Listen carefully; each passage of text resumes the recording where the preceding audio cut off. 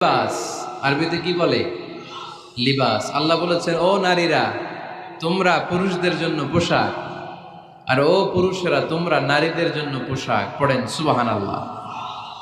পোশাকের বেসিকলি তিনটা কাজ। কয়টা? কেউ কথা কয় না, আরো জোরে বলেন কয়টা? এখন আওয়াজ আসলো থেকে? আওয়াজ করে উত্তর দিবেন, চিল্লায় বলেন পোশাকের কাজ কয়টা। এভাবে শেষ পর্যন্ত খোঁচায় যেন সাউন্ড বের করা না লাগে, স্বপ্রণোদিত ভাবে উত্তর করবেন, ক্লাসের মতো হোক। তিনটা কাজ। এক নম্বর কাজ হচ্ছে পোশাক ইজ্জতের আবরু, লজ্জাস্থান ঢেকে রাখে, ঠিক কিনা? আমাদের লজ্জাস্থান ঢেকে রেখেছে আমাদের পোশাক। ঠিক তেমনি স্বামী তার স্ত্রীর ইজ্জত হেফাজত করে, স্ত্রী তার স্বামীর ইজ্জত হেফাজত করে, স্বামী তার স্ত্রীর চরিত্র হেফাজত করে, আর স্ত্রী তার স্বামীর চরিত্র হেফাজত করে। এজন্য আল্লাহ একে অপরের